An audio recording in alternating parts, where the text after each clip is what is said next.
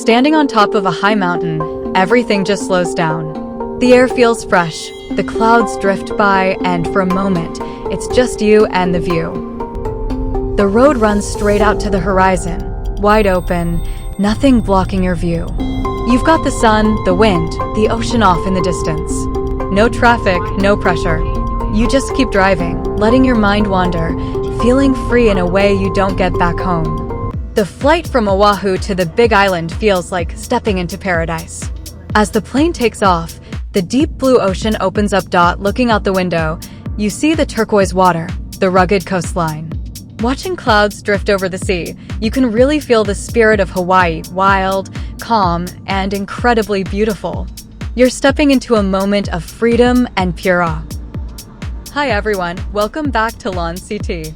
Today, I'm taking you on a road trip across the Big Island, from Kailua-Kona to Hilo.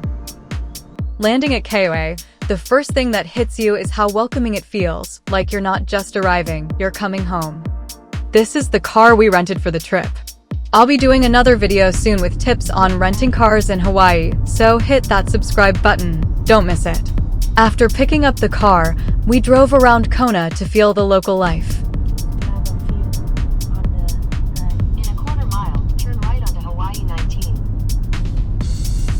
Everything's super chill here. The way people drive, talk, and shop. It's really calming.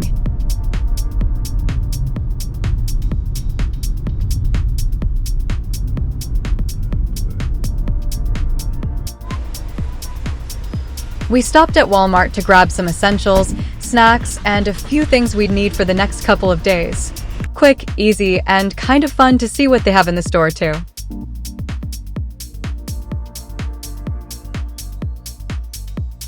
Kailua-Kona's on the west side of the Big Island. It's got a vibe all its own. The weather's mostly sunny and warm, perfect for chilling outside or hitting the beach. The town itself is pretty laid back. People drive slow, shops and cafes have that easygoing island energy. And there's always fresh coffee everywhere because, well, it's Kona coffee country. You've got the ocean right there, beaches, and some killer snorkeling spots, but also lava fields and hills if you're into hiking. It's not super crowded like Honolulu, so you really get to feel the island life. Slow, peaceful, but still fun. And the sunsets? Forget about it. They'll stop you in your tracks. We tried to check out a famous Tapoke shack, but it was Sunday, they weren't open. Lesson learned, always double check before heading somewhere new.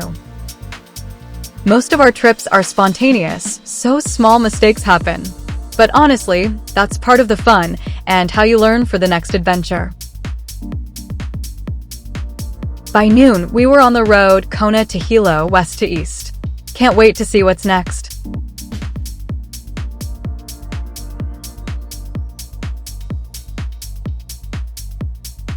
And let me tell you right now, this is not just a drive. This is a full-on wow experience.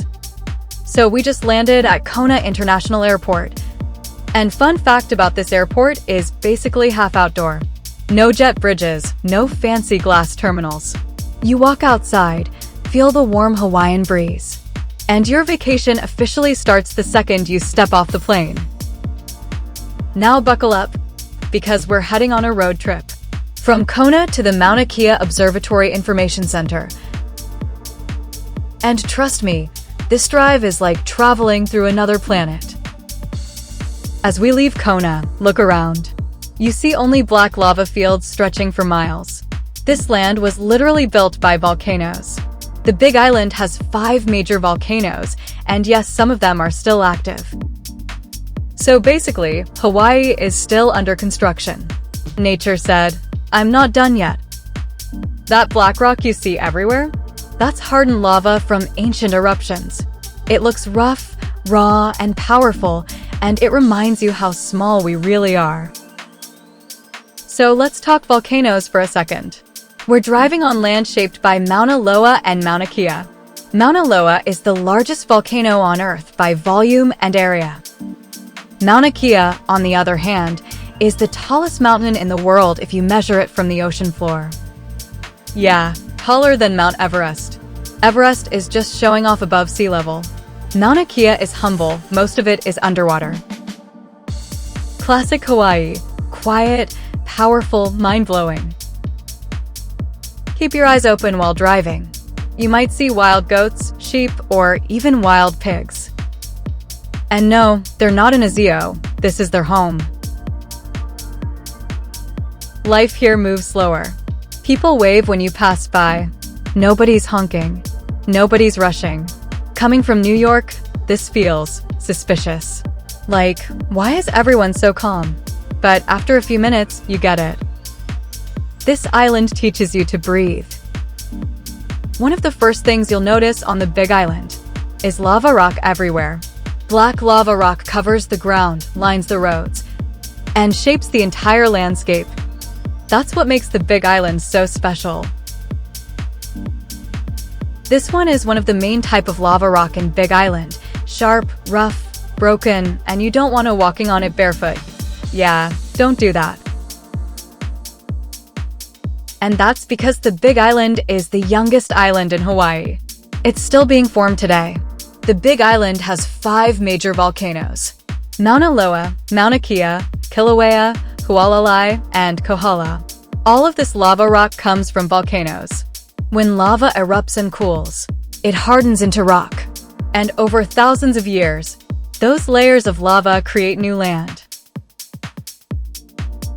For native Hawaiians, lava rock isn't just geology. It's sacred. Lava is believed to be connected to Pele, the Hawaiian goddess of fire and volcanoes. That's why taking lava rocks home is considered bad luck. And honestly, not respectful. Just take photos, videos, but not lava.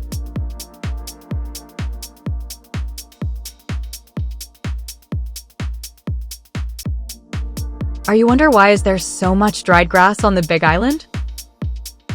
A lot of dry, yellow-brown grass everywhere. So what's going on?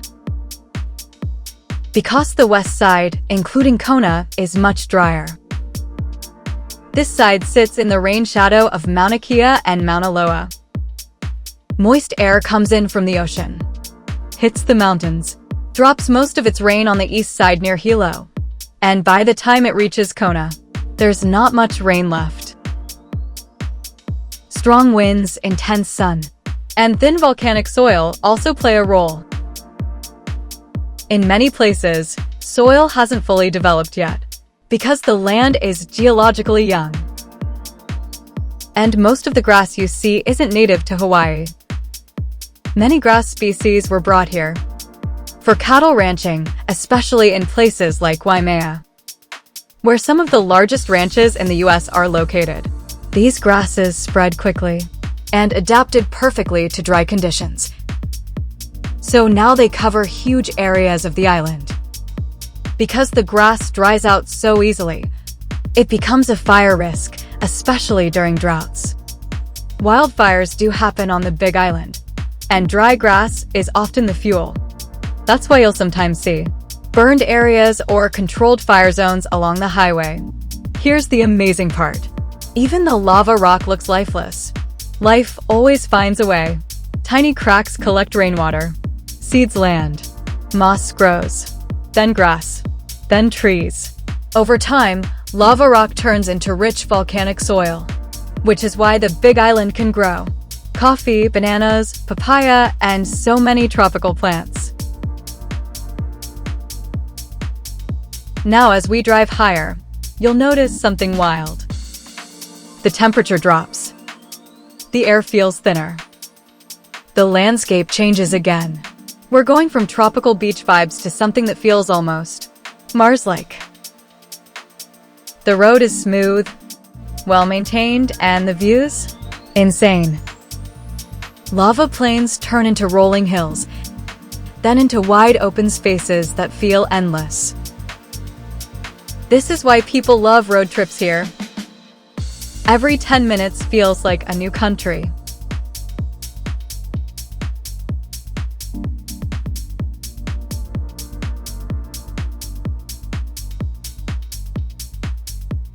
When you're driving around the Big Island, especially near Kona or Volcano National Park, you'll see endless lava fields. It can feel like driving through another planet. But every black rock you see is proof that this island is alive, still growing, still changing. That's what makes the Big Island so special.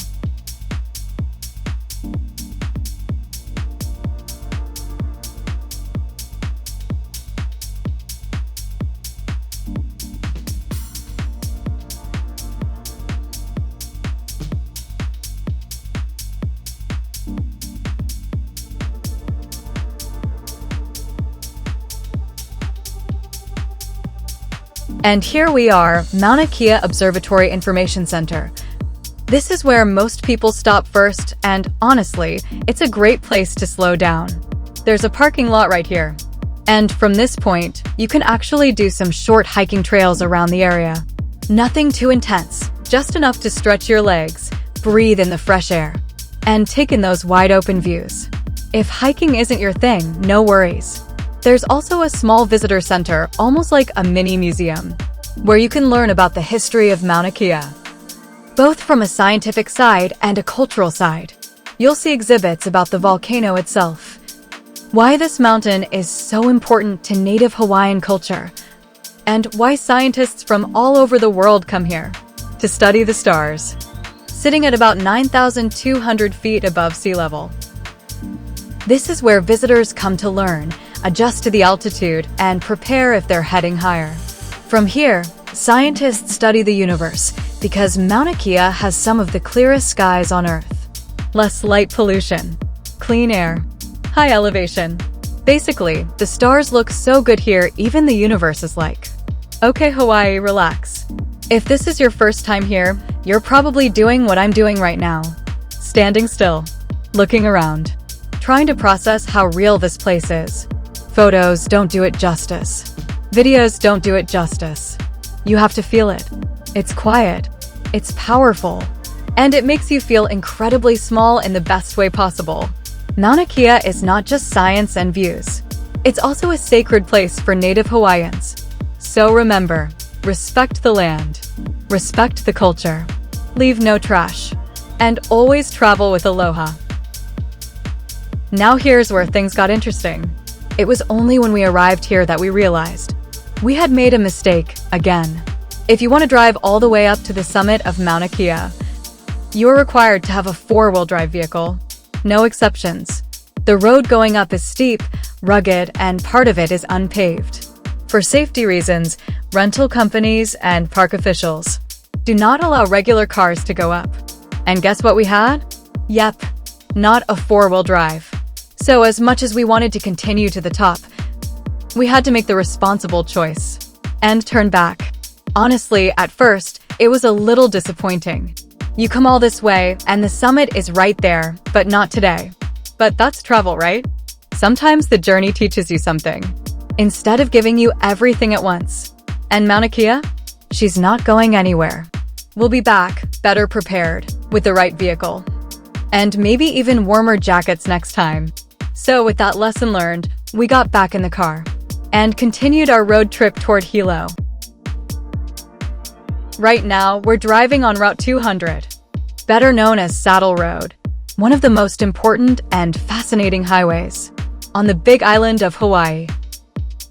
We pass through a wide open area called Hilo Station.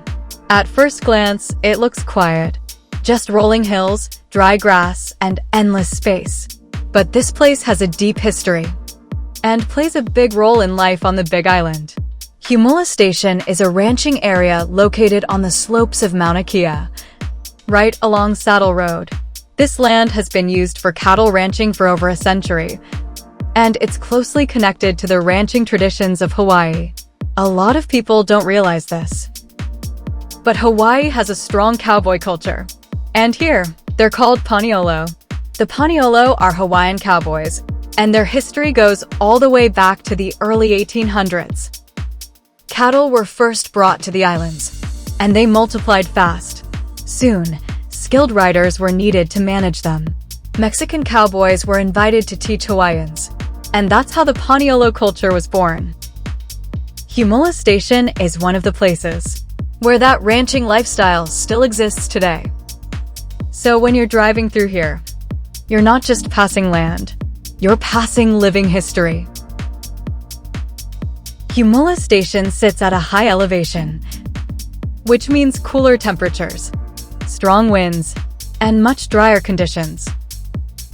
That's why you see so much golden, dried grass instead of trees.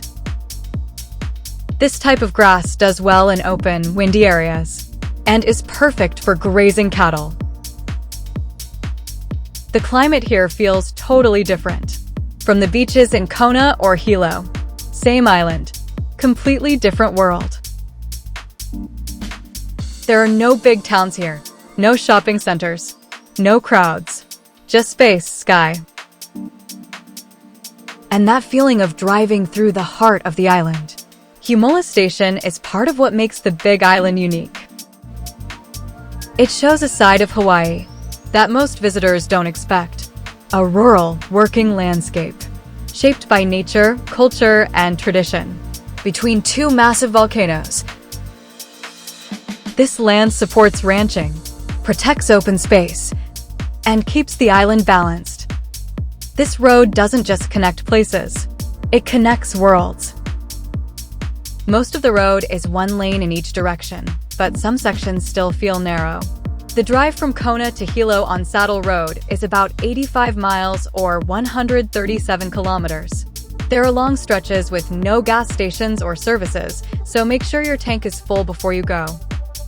Route 200 runs across the middle of the island, connecting the west side near Kona to the east side near Hilo. Instead of going around the island along the coast, Saddle Road cuts straight through the center, between two massive volcanoes, Mauna Kea and Mauna Loa. And yes, driving between two volcanoes is exactly as cool as it sounds. Saddle Road has been hit by lava multiple times. Over the years, lava crossed the road, buried sections of it, and forced closures for months or even years. Instead of fighting the volcano, Hawaii does something smarter. They wait, they let the lava cool, and then they build the road again on top of it. Weather can change fast. Drive carefully, especially at night. Locals used to joke, don't drive Saddle Road at night unless you want an adventure. But during the day, it's one of the most scenic drives on the island. As you see the greens, we've arrived in Hilo.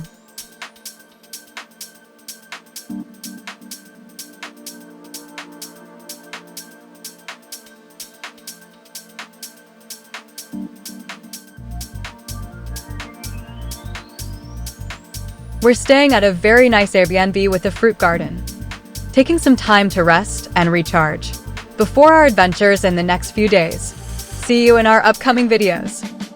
And thank you for watching.